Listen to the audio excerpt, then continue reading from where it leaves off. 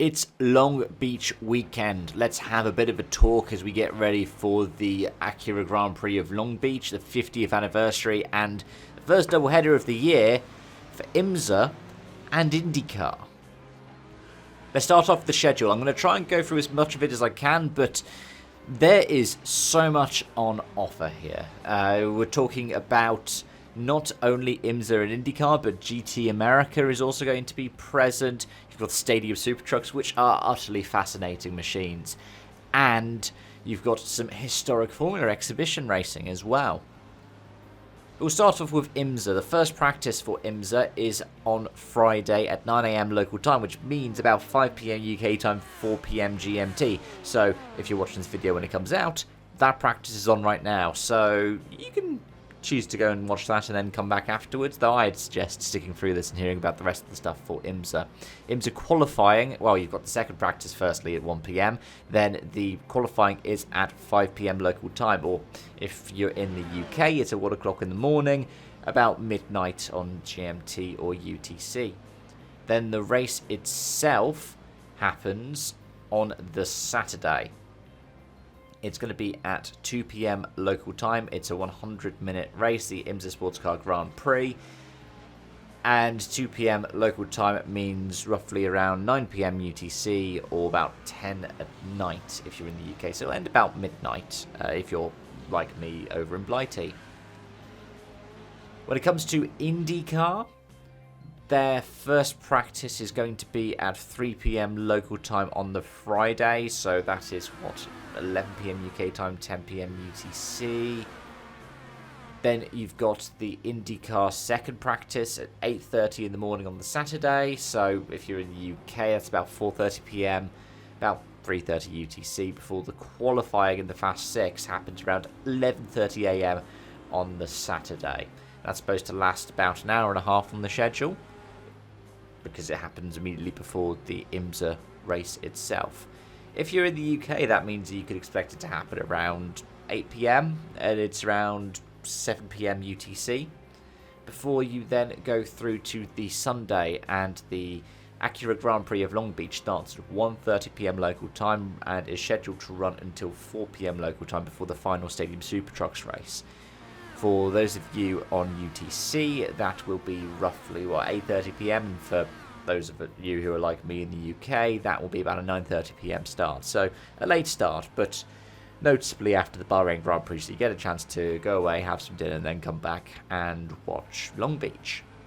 Turn the clocks back 12 months in IMSA, and Cadillac ended up picking up the win. It was a 1-2, Bourdais and Van Gezenter from Aiken and Durrani. The next three were Porsche Penske's, with Dane Cameron and Felipe Nasr leading home Matthew Jaminet and Nick Tandy, with fifth place being Jean-Marie Bruni and Mike Rockefeller. After that, you had Eng and Krohn for BMW, then you had the JDC Miller Porsche, Wayne Taylor Racing, Vassar Sullivan were in 9th for the lead GTD, ahead of Turner Motorsport, and then you ended up having Korthoff, Preston Motorsports in the Mercedes in 3rd in GTD. Meanwhile, in INDYCAR, if you turn the clocks back 12 months, Scott Dixon picked up the win for Chip Ganassi from Colton Herta with Andretti. And then 3rd place was Alex Palou, the guy who's won the first 2 races so far this season in INDYCAR, led 0 laps last year at Long Beach, ahead of Newgarden, Ericsson, and then Will Power was in 6th place. I will go through the entry list for IMSA because this is the first weekend in the IMSA season that we don't have a full roster. Because of the limitations of the Long Beach circuit and the fact that, it's a street circuit, they can't have all of the GTPs, all of the LMP2s, the GTD Pro and the GTD. So 27 entries will fill out the grid from GTP and GTD. No GTD Pros here, no LMP2s here, but it means that you end up with a really nice mix of cars on the track, and also it means you're going to have different battles on the track to follow the whole way through, and lots of action up and down the field. It also means that we're going to have 2-man teams. So, for example, it's not really going to affect Nasr and Tandy because they're going to be a duo again. Likewise, when you look at the different entries throughout the GTP field, you will see a lot of familiar names who you won't be surprised to see there, like Roscoe and Roma De Angelis for the Heart of Racing Aston Martin Valkyrie. or Jack Aiken and Earl Bamber in the Cadillac Wayland entry, or Jordan Taylor and Louis Delatraz in the Wayne Taylor Racing 40. They've had a couple of different people jumping into the car, the likes of Kamui Kobayashi, for example, but that is because of the deals they've got for individual drivers to do individual events. This time around, it's just going to be 2 drivers.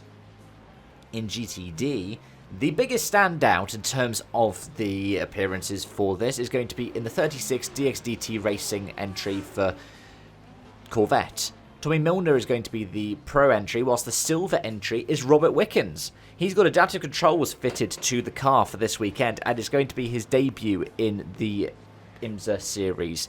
And it's great to see Wickens being able to do these kinds of things. It reminds me of when I was growing up, the person who had all of these stories associated with it was Alex Zanardi.